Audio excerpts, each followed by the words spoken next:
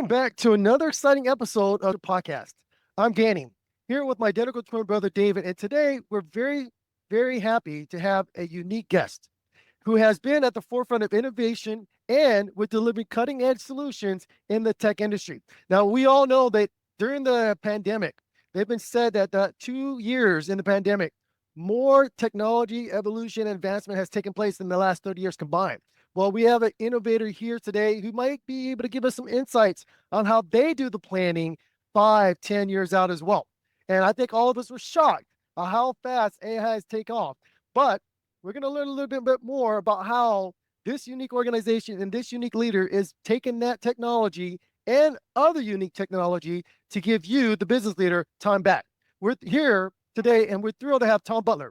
He's the Executive Director of Worldwide Commercial Portfolio and Product Management at Lenovo. Now, Tom oversees global portfolio strategy, innovation, planning, and customer engagement for the next generation of notebooks, detachables, and new category devices. I don't know about you, but I love getting new stuff. And the newest tech gear, the newest gadgets always make me happy. And as a business owner myself, I can always use that as an excuse to get the latest gadgets, the latest devices. Now, Tom has a pulse of where technology is heading. In fact, he might share with us some of the strategy he uses on how he plans 1 year, 2 year, 5 years out. We might be able to get some insights without him giving away everything in the kitchen. Tom, how are you doing today? And welcome, and thank you for joining our podcast. Yeah, thanks so much, Danny and David. Great to meet you guys. First of all, fun fact, I have twins in my family, and I've godsons that are twins as well. So I'm a huge fan already of the show and of what you guys are doing, and as well as the approach. So yeah, super excited to be here. Tom, this is David, and we are thrilled to have you on. Thank you so much for sharing about how twins run in your family. You know how fun it is to be able to get sets of twins together, figure out who's doing what, who's thinking what, who's the yin, who's the yang, who's the optimist, who's the realist. That's what my twin would say instead of extrovert, introvert. But Tom, you've had a quite an impactful career with Lenovo, and you're currently leading the global portfolio strategy for some of the company's most innovative products. I've seen you at the road shows. We've seen you talking about all the gadgets, all the things that Lenovo's doing to make sure that we're able to present products and tools that interface with small business owners. But can you talk about your role specifically and what your areas of responsibilities are for our listening audience? Yeah, certainly. So effectively, I run the global commercial notebook business. And so we have two marquee brands. We have ThinkPad and ThinkBook. ThinkPad predominantly focused on commercial, enterprise, global customers, and then ThinkBook, which is predominantly focused on our small, medium business customers. But we sell both of those brands across that continuum or spectrum of commercial customers. This is Danny, and I'm going to say that I'm really excited to hear that because you may not know this, Tom, but I actually met my wife, my spouse, at IBM when Lenovo was part of it, when we had the ThinkPads, right? And so we had the Lotus Notes back in the day. We had the ThinkPad. She was actually a Tivoli engineer, and her job was to travel around the world and work with small, medium partners and actually make sure the Tivoli is working well on the back end. And I was on the X Series platform. We start basically integrating the different chipsets into the platform. And I was here to say that this is one of the most innovative organizations that I've ever worked at. And you guys have carried that DNA even to this day, that you guys are always innovating, always creating new stuff. And I'm excited about that. And I will tell people, ThinkPads are like the best when it comes to back in the day of R&D.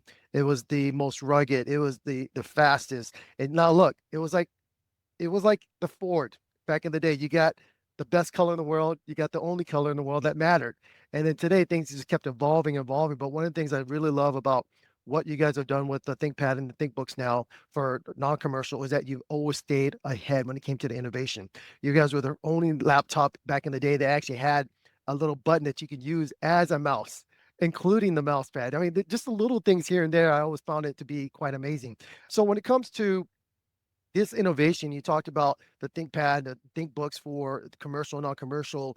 I know that you guys are putting some unique sprinkling of awesomeness into these devices to help small business owners stay ahead of the curve. And I don't want you to give all of it away, but you have something unique in there. I know that is helping small business owners, and this thing called AI that you guys are pushing into every single device you're pushing out forward now.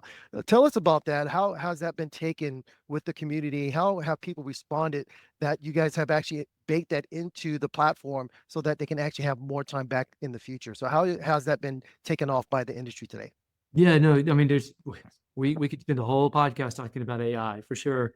But no, I think if you as you look at AI, I'll try to be succinct on this, but the rise of AI and bringing that technology into the devices has dramatically accelerated over the past 18 months, 24 months. And it really started with, the open AI coming out, or chat GPT and the generative AI use cases, because that really woke up the market. It's like, now I get it. Now here's some things I can do with AI. But all of that was cloud based. And so there was concern around security, privacy. Do I want to really put a lot of this information up into a public open cloud? And of course, the answer is no, because I need to protect my business. I need to protect my data, my knowledge, my IP that I'm creating. So we've been very rapidly working on bringing AI capabilities to the device local, so you can run these models locally on device and keep that data protected, secured, and private. This is David, Tom. And before we dig into that, because I know that there are quite a few follow-up questions we're going to ask you about the AI integration at the local level and what ChatGPT has done. This is going to probably seem a little awkward, but for someone in your space, it's not. We live day to day. We might be thinking as business owners, what's the next 12 months going to look like? We're going to forecast out maybe perhaps the next 2 years of what the impact's going to be. And then our March orders are sent out, our company's putting everything together, try to put that vision into practice. But being at Lenovo, you have to think 2 years, 3 years, 4 years, 5 years down the road. So of course, the pandemic probably threw a wrench in there. And now you're looking at AI throwing another wrench in there. We're looking at different companies. You're talking about Microsoft's Copilot. They're doing so much to try to give to the user this sense of the future. What does this do for you when you're thinking about the hardware side, about how do I keep up, or how do I make sure we press pause and say, look, that area we were focused on 2 years from now, that's still going to be there, but we're going to push that out 6 months. We got to now make sure we're focusing on the engine side of it. We're going to look at driving things differently on this side of the front. What does that do for you? Because I wonder how Tom thinks about the future. We're not just thinking about 12 months. You're probably thinking 2, 3 years down the road. Talk about that process for you, what that's like. Yeah, that's the majority of what I do. I constantly live in the future. I'm projecting 2, 3, 4, 5 years out. And so my team and I are constantly, we're working with technology partners, customers, ingredient suppliers. We're tracking trends. We're working with analysts. We're looking at trends that are taking off, and it's the same application you would do as a small medium business owner. Let's say you're trying to identify what are the market trends that are going to help my business grow and accelerate. So I take that and I look at what are the technology trends that can drive to those customer outcomes. And part of what I and my team do every week, I'm in front of Fortune 100, Fortune 500 global customers and talking with them about their business problems, and then working towards what should I be focusing on to help bring a solution to market. So that's how I'm focused and sort of living in the future, so to speak. Tom, this is Dave again. I've got to jump in. And if you know twins that run in your family, we are always fighting to get our voices heard. Dan, being of the tech background, you guys can geek out all day. I know you can. So I'm going to push pause here and saying, when you meet with these companies, first of all, what's that like? What's it like sitting there, meeting with these companies, having them just spray you with questions, spray you with ideas? How do you take that information, decide what's the 2, 3, 4, 5 ideas that make the most sense for what you want to build, and then take that to your teams and say, guys, this is how we're going to build literally going forward? What's Yeah. that like? Talk about that process, if you don't mind me asking, because we could talk about trends all day, but you're hitting it right there when you interface with these companies.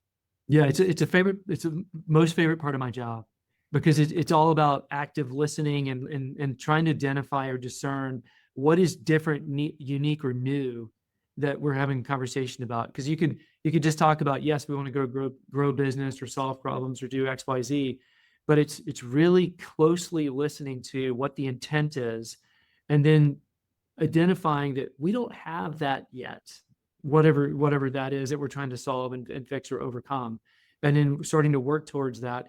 But part of what I do is all of these conversations that we gather, we put together in a repository my team overseas, and then we start sort of parsing together. Okay, we've talked to, for the last 15, 20, 50 customers we've talked with, we aggregate some big blocks or ideas or buckets.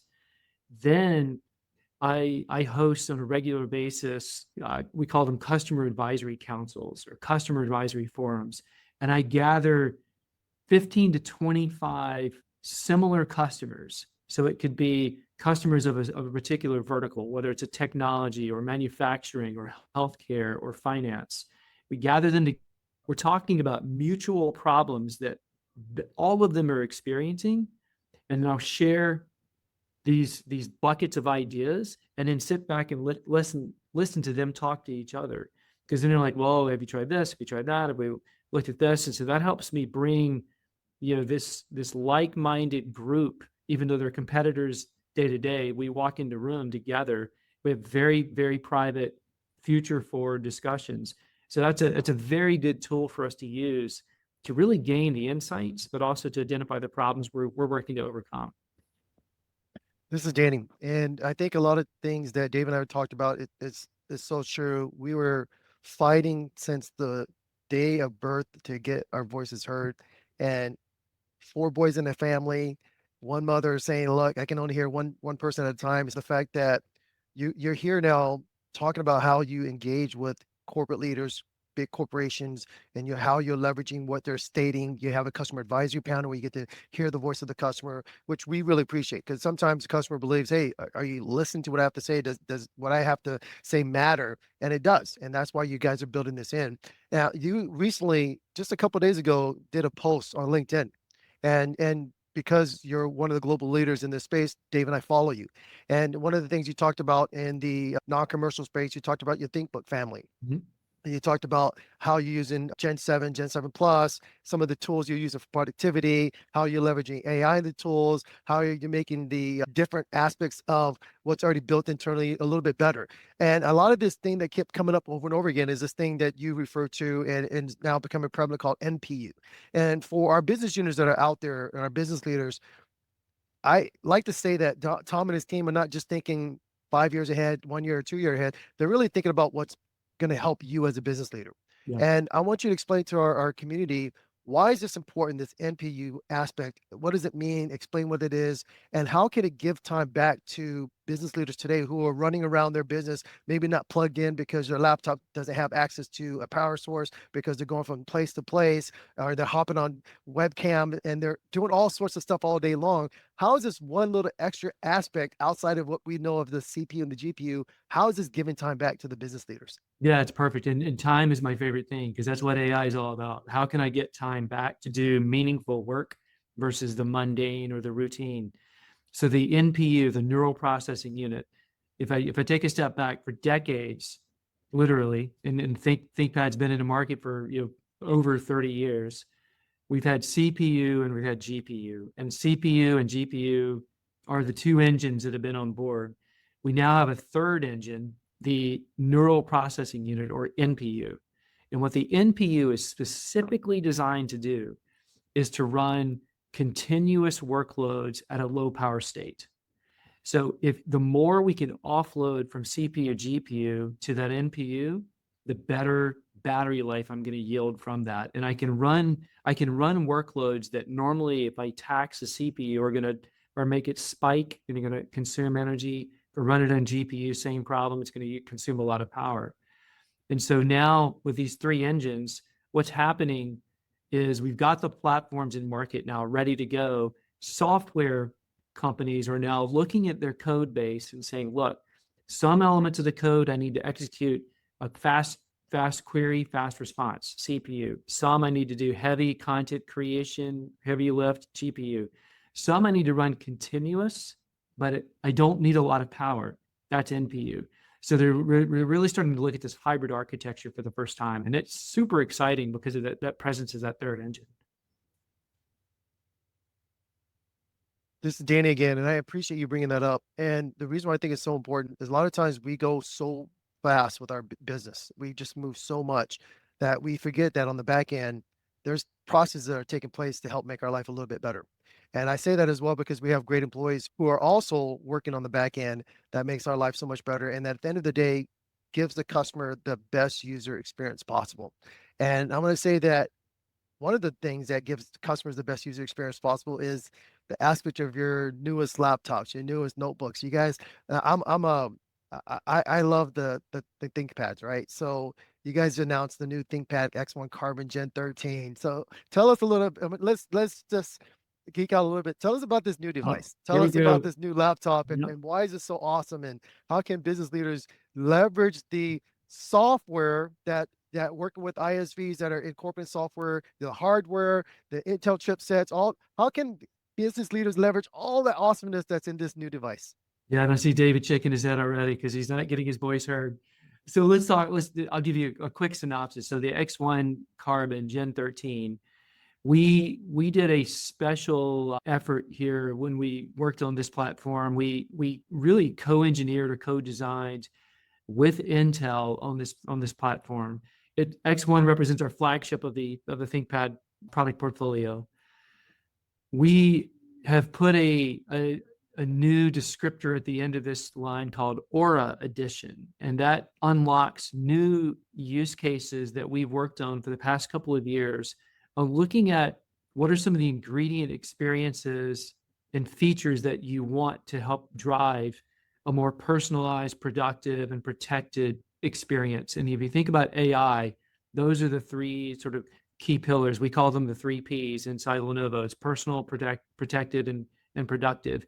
If you as you move into an AI PC, you're going to gain increase across those three vectors. And with Aura Edition, we've elevated the service experience, the phone to PC experience, and the use or modeling of these experiences. And I can go into more detail as needed, but I want to make sure we had time for this discussion. Tom, this is why I know you understand the mindset of twins because you see that Dan was getting excited. I wasn't trying to be lost, but I just thought to myself, oh my gosh, if Dan and Tom start talking, I will never get to ask a question. And that's what I love about our platform because we balance all the audience in terms of what they're going to grab. You talked about the three factors of personal, protective, productive. I appreciate that. But I want to ask you a little bit about your leadership style. When Yeah. we talk about leaders at the C-suite level, leaders that lead divisions, departments, and that there's stuff that they've got to be able to do. They've got to be agile. They've got to be great communicators. What are your strengths in terms of leadership, and how do you ensure that all the different groups that you've got to keep in alignment are hearing your voice from A to Z? So talk about your leadership philosophy. How do you keep the groups engaged on the same page? Talk about Tom Butler and who he is beyond just the X's and O's of technology. Oh, here we go. Yeah. So how much time do you have? All kidding aside, so I drive a very open and fast and empowered organization because you must have trust in your organization to execute and get the job done. And so I actually employ I call it STT culture: speed, trust, and transparency.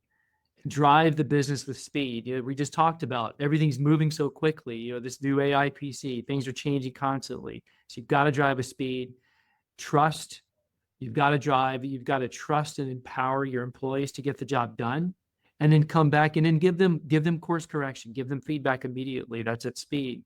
And then transparency. Have full open dialogue and transparent conversation. So that's the culture I drive to empower my organization to deliver the next generation, award-winning platforms and solutions. And this is what I love about this, Tom, because a lot of leaders will say, well, this is my direction, this is my vision, get it done. And you don't allow that aspect of transparency. You don't allow your teams to feel empowered to be able to come back and say, Tom, no, we got to change this. or here's what we're hearing, here's what we're thinking, here's the challenges we're met with in terms of this aspect of the business. And the fact that you say, look, this is how I do it. And by the way, you remind me a little bit of my old self because I'm a pastor as well. I've been doing it for over 25 years. I still lead a church. And you said, I can put these together in an acronym. I can make this happen. This is how I look at it. That to me is incredible. And I appreciate that because so many leaders can say, well, they just should understand what I'm thinking or they should just know where I'm going. But in reality, they may not. And this is why I appreciate you saying, this is the culture I'm trying to foster. This is how I'm trying to build. And yes, time is of essence. Time is the most valuable commodity that we have. And so if I don't allow this aspect of getting things done quickly, answers getting done, people being heard, things getting processed, then we won't be able to build and create not only the culture we need to have, but to be able to give the products and the solution sets to the customers that we're serving. So I appreciate you bringing that up. And with that in mind, and before we get back to Danny geeking out here, in terms of like you staying on the edge, obviously you're reading, you're studying, you're learning about as much of the technology trends that are out there, but how do you stay on the edge from your motivational standpoint, your leadership standpoint? Are you reading books? Are you in the podcast? Are you saying, look, I get refreshed by pushing pause and getting disconnected from technology. That's how I get refreshed. How do you stay refreshed and you need to be in order for Lenovo to get the best out of Tom Butler and his leadership? Oh, that's a great question. Yeah, so the main way, so a couple of things. Another Tom Butler fun fact. So for me to clear my mind, I refresh by clearing my mind, and I solve business problems when I clear my mind. So if I've got, because you sort of, it's sort of the pot that's almost boiling over. There's always this constant feed. I absolutely read. I watch podcasts. I get news feeds, but you get all this information, and you think about how do we synthesize all this information every day that's hitting us because we're being inundated by this. So the way I do that is I actually check out, so to speak. So I'm a big time cyclist and mountain biker. I can't check out when I'm mountain biking because I got to focus on the rocks and the trees and the logs ahead of me. But when I get on my road bike, I kind of zone in or zone out, so to speak. And I'm able to free my mind. And when I'm out there on the road, just pedaling away, these problems synthesize. It's almost like those buckets I talked about earlier. And I start working on these big rocks, and then I can solve.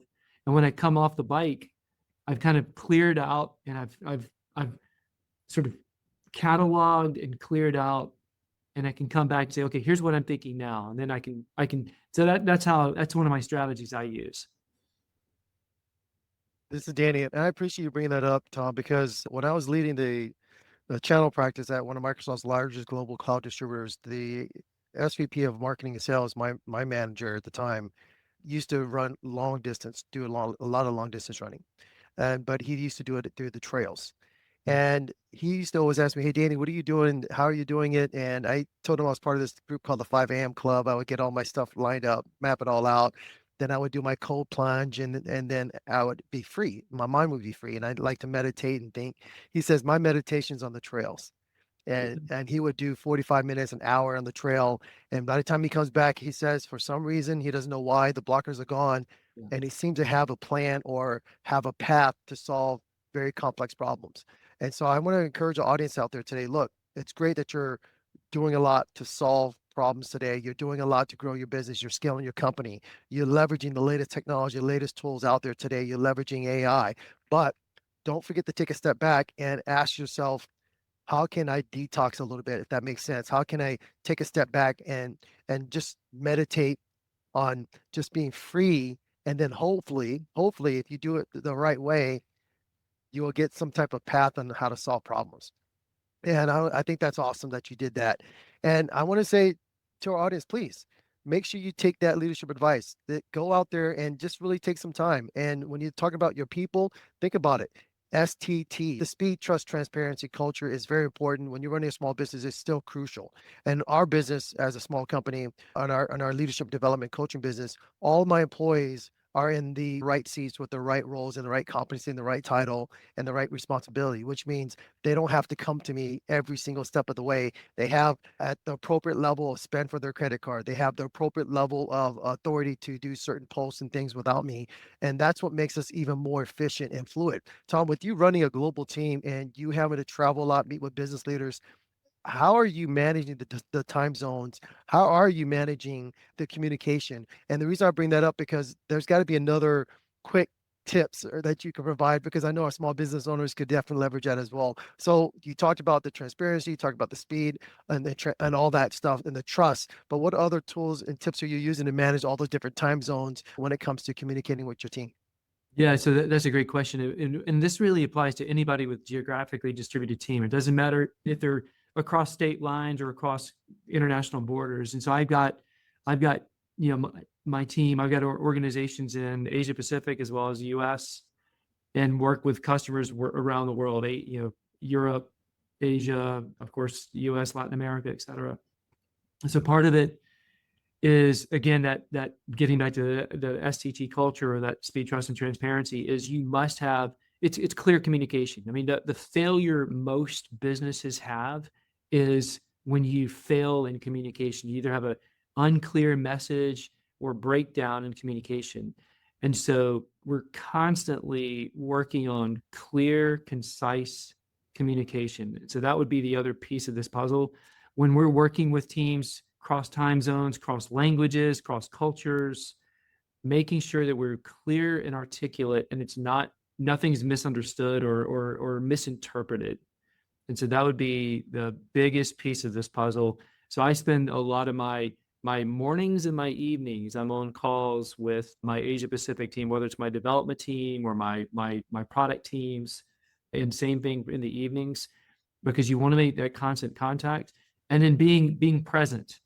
And so the other piece is when I'm on these calls, I'm not just on a conference call, I'm on a video call, eyes up on the camera, listening to them. I'm not looking at my phone, looking at, checking emails. I'm actively listening because you're showing that intent and engagement. You get the same back. This is David, Tom, and I appreciate you sharing that because for a lot of leaders, they could say, well, I'm here, but people know when you're present. One of the things my wife would tell me, we've been married for over 25 years now, 26 years. And she would say, you could be in the room physically with me, Yep. but are you really present? And that means you're being attentive. You talk about that active listening. And this is important because it's not just the aspect of they're on the other side of the world. They need to know that you're connected with them, that what they're sharing with you matters. That, yes, it might be a sacrifice for you to get up earlier or stay up later, but this is what this is all about. But as we've been going through our conversation today, Tom, I'm having a lot of fun. I look at it like this. You have your Tomisms. And for a lot of people that don't know about ministry and ministers have certain phrases and things that they may say. And I would literally get with friends of mine that are ministers, say, hey, those are Jackisms, those are Bobisms. And they're like, what do you mean? I said, these are things you always say, or these are things that pertain to you. We could probably write a book about Tomisms and about how that worked in technology. That would be a lot of fun. I want to ask this question because I think this is what Lenovo is so brilliant at. It might seem for technology giants like yourself, hey, we're going to create one product, everybody's going to use it. It's the one size fits all. But with the way you approach business and what I've heard and what I've seen in terms of your interactions online, in terms of your interviews, is that your mindset is that it's not one size fits all, it's maybe one size fits most. And we try to adjust based on the sectors that are being served with the technology that we're providing. Can you talk to that and why that's important? Because I know there are a lot of people out there that aren't like myself, that are like you and Dan, that understand technology. They know how to adapt and take the pieces that work for them. But for the general population that may not, they have to rely on their CISOs or CTOs to be able to say, here's what's going to work. Talk to why it's important for you to build a approach or mindset that says, hey, we might have a one size fit most, but we're going to make sure we're factoring all the different technologies that we're serving out there. Yeah, no, spot on the one size fits most. I mean, we can't fit the one ring to rule them all, so to speak. Quoting one of my favorite movies, but the one size fits most. We then, again, spending all the time with the customers, the markets, et cetera, really focusing on what are the most key technologies or needs for each specific region or each specific vertical or customer, and then offering the ability to configure out these models, these products in it to provide those technologies. So it's all a variety of trade-offs when you develop these new platforms. And this applies to everything. Everything we tangibly touch, whether it's software, hardware, et cetera, there's always trade-offs. I describe product management in general. As you're a director making a film, you've made this perfect film, it's 3 hours, and the studio says, great, but it needs to be 2 hours, cut it. And so then you leave a lot on the cutting room floor.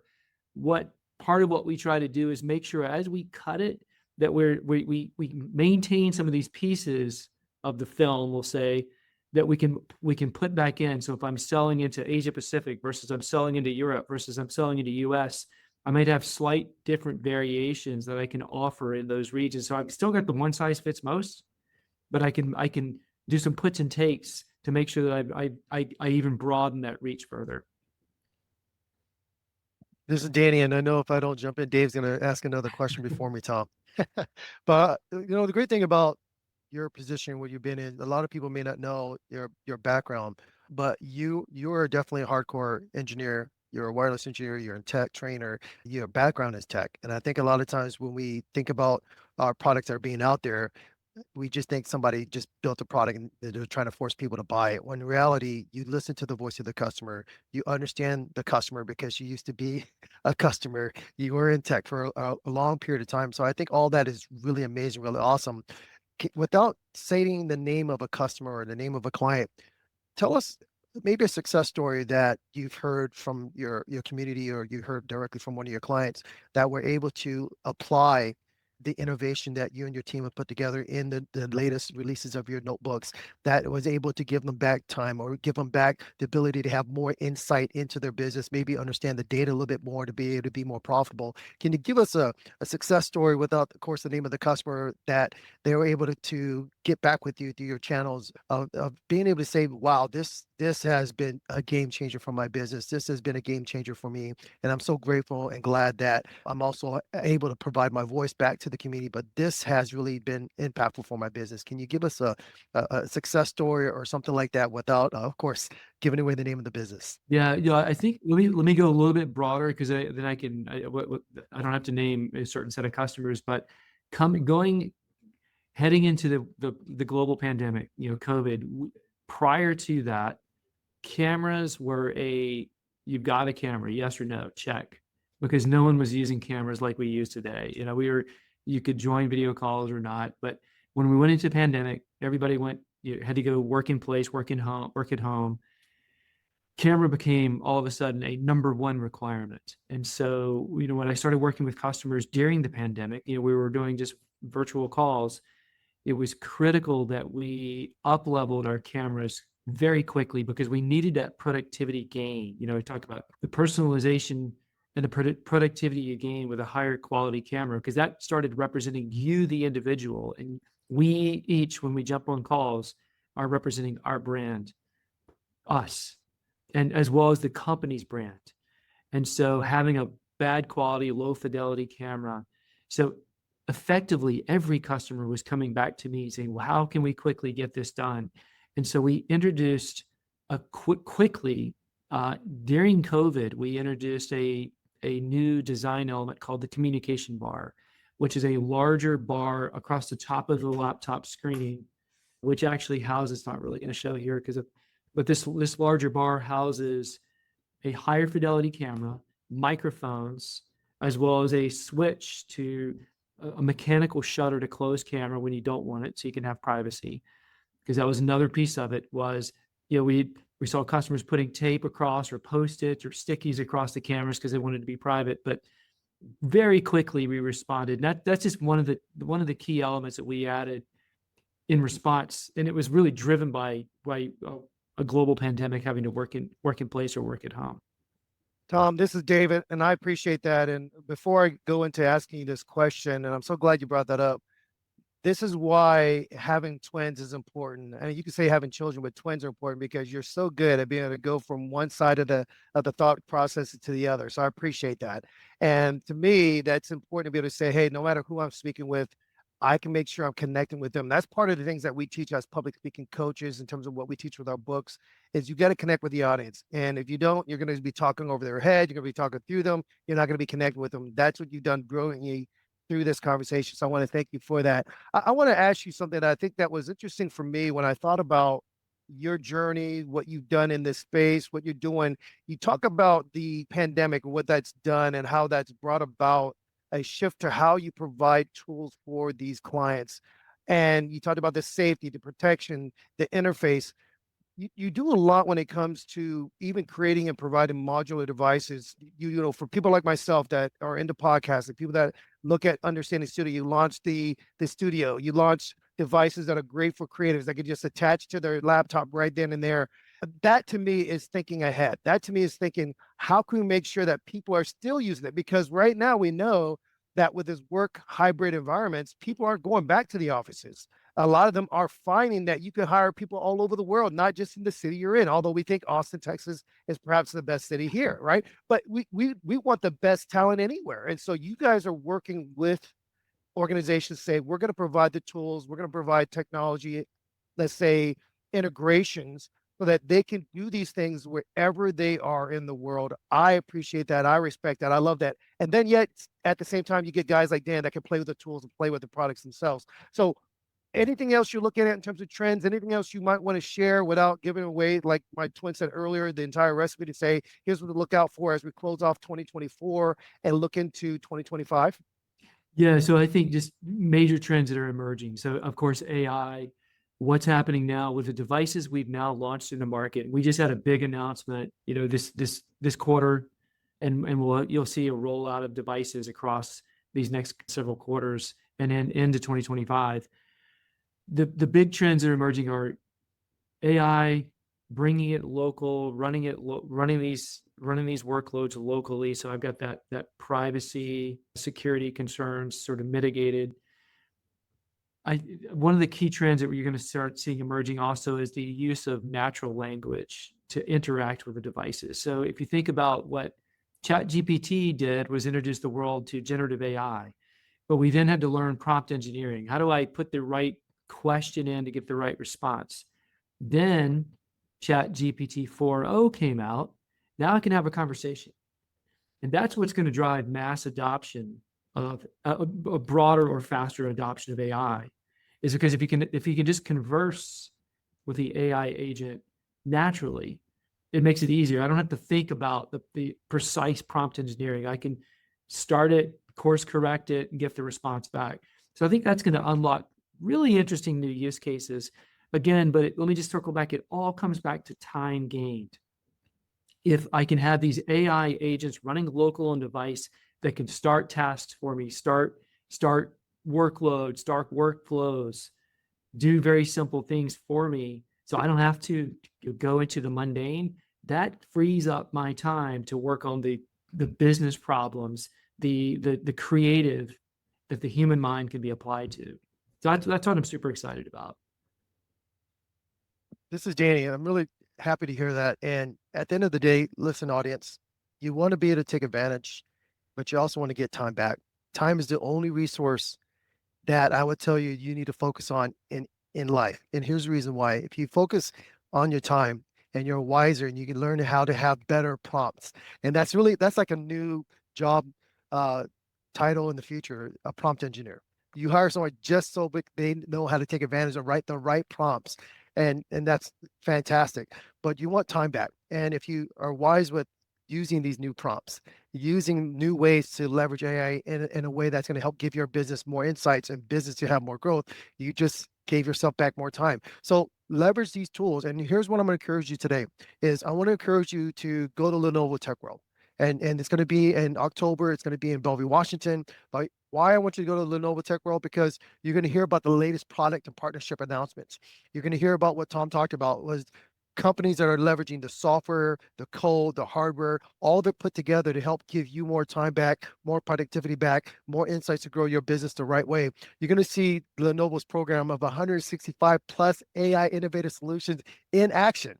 Look, they're not just talking about it. They're saying, hey, come out, see it in action. See it work. We're going to show you. We want you to hear from industry experts. They're going to have all their leadership team there, including leadership members from other organizations. Of course, because it's in Bellevue, Washington, you're going to probably hear from the CEO of Microsoft, Satya Nadella, right? So go there, experience this yourself, transform your workplace with this AI optimized digital workplace solutions that Lenovo has put together, and then learn how to leverage all this to make your business more profitable. This is the conference you're going to want to attend if you want to learn about the future of what Tom and his team is developing. You want to get some insights of what's going to be released in the future and how that can bring you more profitability, more time back to your business. I'm going to encourage you, go register, attend the conference. You might actually see your favorite twins there as well, because we're going to plan to be there too. So, Tom, we want to thank you for joining us today. We want to thank you for sharing your insights. We want to encourage our audience, go on LinkedIn right now, follow Tom. Look, I follow him to get insights. Just 2 days ago,